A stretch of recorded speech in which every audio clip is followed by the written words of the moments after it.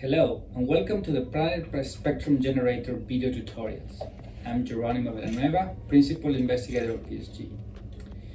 The subject of this video is to present the radiative transfer modeling capabilities of PSG. For more information, you can refer to Chapter 4 of the PSG Handbook. In any radiative transfer calculations, the photons are tracked along their path towards the observer and are integrated accordingly. Two main processes occur during this transport. The photons are being absorbed by the prevailing opacity of the medium, and new photons are being generated from the local ambient. With Rayleigh scattering or any other scattering process, one needs to take into account multiple scattering of the photons, which is requiring some specialized radiative transfer treatment.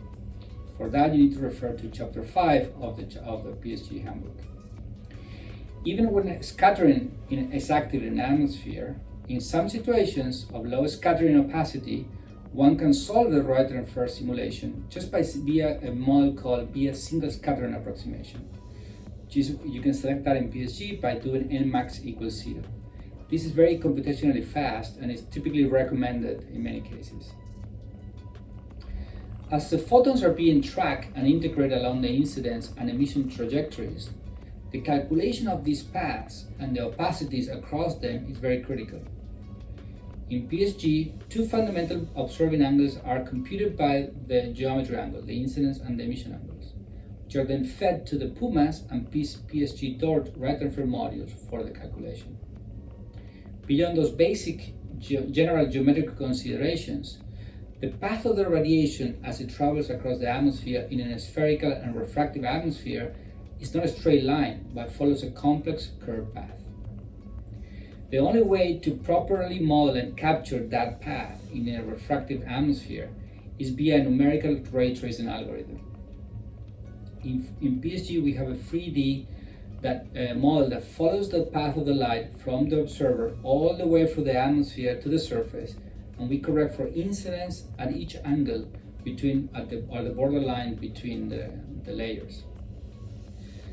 The challenge is, for example, when you do exoplanet transit observations. In that case, you're looking at the whole atmosphere and you have a lot of ray tracing calculations.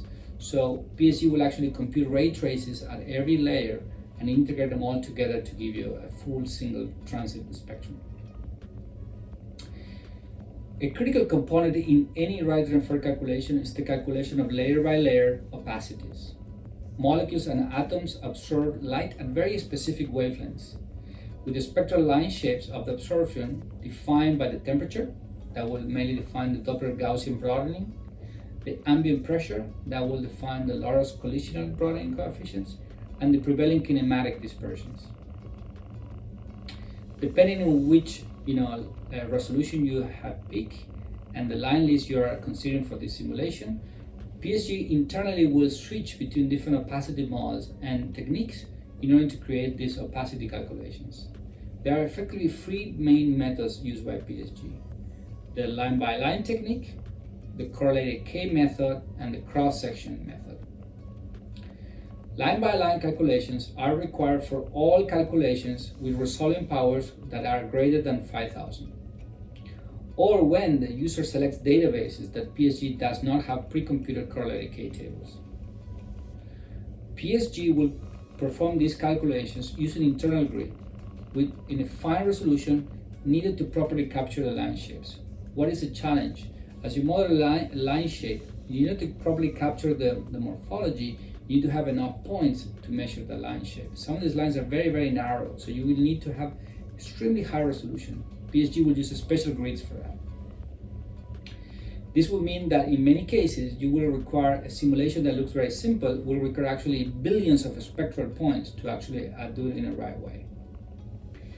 So PSG line-by-line calculations are recommended, but you need to make sure when you choose them and how you define it. It's going to be defined by the resolution of your simulation.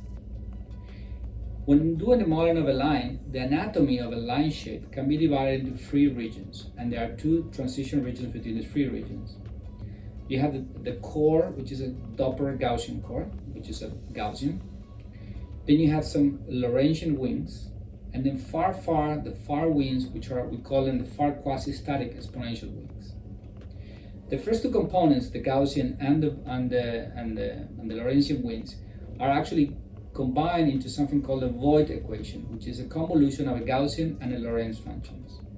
The void shape of every line, layer by layer opacity, we use it in PSG, is bounded by a Faddeev function, which broad wings beyond the typical 25 Webb number limit are done using the quasi-static approximation. This is done typically for atoms that they have very, very strong wings, and then instead of following a thing, they tend to drop as you go further out.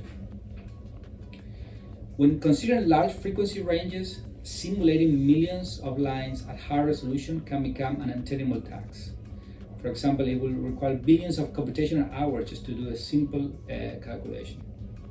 So there are ways people have been thinking about it over time, and a very effective and functional way is called the correlated K technique. The idea is that you pre-compute the opacities of a lot of all the molecules, including all the lines, at a broader spectral range at different pressures and temperatures. You then investigate how the opacity at different ranges, we call it opacity distribution functions, and you save that.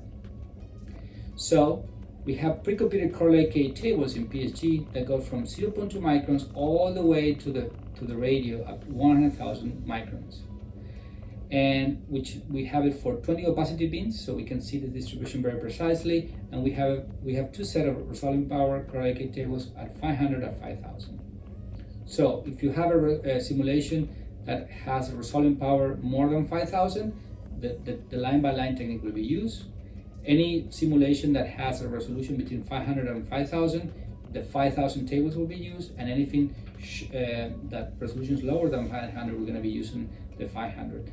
Of course, the coarser, the lower the resolving power, the faster the simulation. It's a factor of 10 difference in performance by using the high resolution tables and the 500 resolution tables.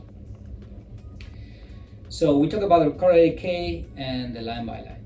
For many species, there are no available accurate Hamiltonians, or how you describe the molecule, and therefore line lists do not exist. So you cannot do line-by-line non-correlated K table computations. Also, if you go to very high energies, all the levels of the molecule start to pile up, and they produce like a froth of energy levels. So that quantization of energy levels is gone. That typically happens in the UV and the optical. Such classical line lists do not accurately characterize high-frequency spectral areas. Actually, most of the line lists stop at 1 micron or 0.5 microns. So you need to complement that. So what we do in PSG, we complement the classical line-by-line and correlated K simulations in the UV optical range by using laboratory data collected from different laboratories. We actually have 44 species collected from multiple repositories that capture the short wavelength range, actually go all the way to X-ray. And we also have, for some molecules which are very irregular, have these very complex organics and so, or things like, CFCs on Earth, we also have a broad range of cross-sections in the near and far infrared. So beyond line opacity calculations and cross-sections and those things, there are a broad range of phenomena that affect the spectra of planets. For example, at wavelengths approaching the size of the molecules, the oscillating selector field of a light wave acts on the charges within a particle, leading to the molecule to become a radiating dipole. Rayleigh scattering results from the electric polarizability of the particles, and the elastically scattered radiation is at the same wavelength as the incoming radiation. Among those scattered photons, a small fraction is scattered inelastically, with the scattered photons having a different energy, typically lower, for those than the incidence radiation. Those are called Raman scattered photons. So you see there are two processes here, Raman and Rayleigh scattering. They are working a different process, not a classical line list. In PSG, the total Rayleigh cross-section is computed as a summation of the individual molecular cross-section, which are computed individually based on the polarizability of the encompassing molecules. So you compute each of them and you add them all together. The effects of Raman scattering on planetary spectra are much more subtle, typically a few percent compared to Rayleigh, and also they are more prominent when you do direct imaging of the planets. just because there is a challenge. The scattered radiation occurs at different frequency than it comes in. So it comes in one place and radiates in another place. So for that, it becomes a very complicated simulation. The other challenge is that Raman scattering leads to very observable and narrow features, which are typically observed at moderate to high resolutions. So for that case, in PSG, we compute Hamiltonian for hydrogen, and molecular nitrogen ab initio internally in PSG, and then from there we compute the scattering cross sections. And then we also compute the scattering properties of this. More information about Rayleigh and Raman are in chapter 4. Now, as we go deeper into the atmosphere, in the deeper regions of the atmosphere, collision-induced absorptions, or called CIA, are generated by inelastic collisions of molecules. Such inelastic collisions, along with the absorption or emission of the photons, may induce quantum transitions in the molecules.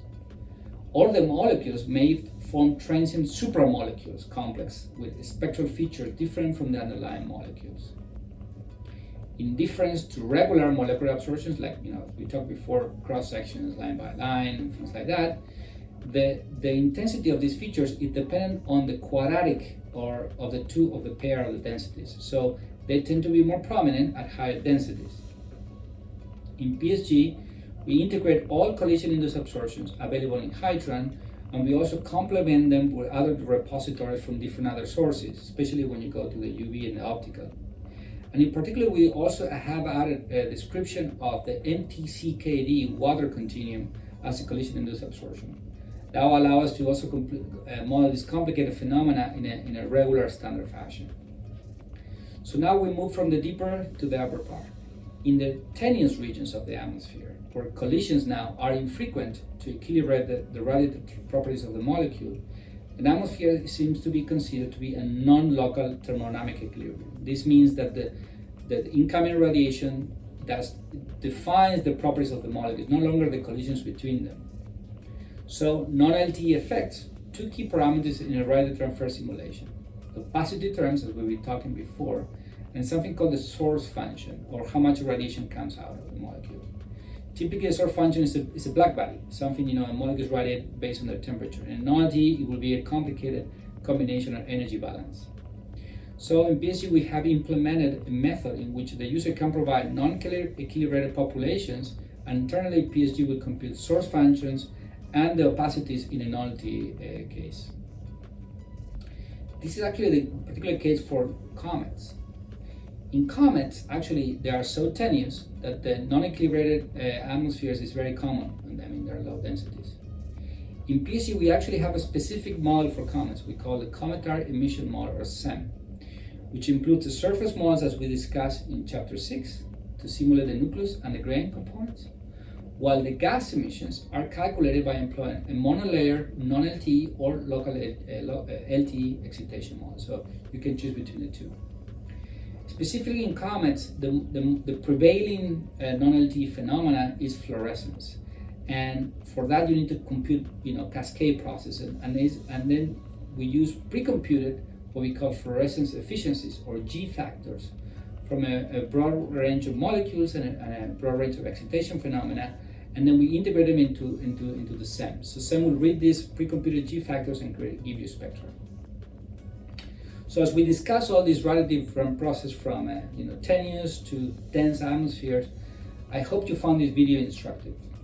We actually encourage you to explore the handbook in detail and also check the other learning videos and online material. Well, ad astra, and thank you. Bye.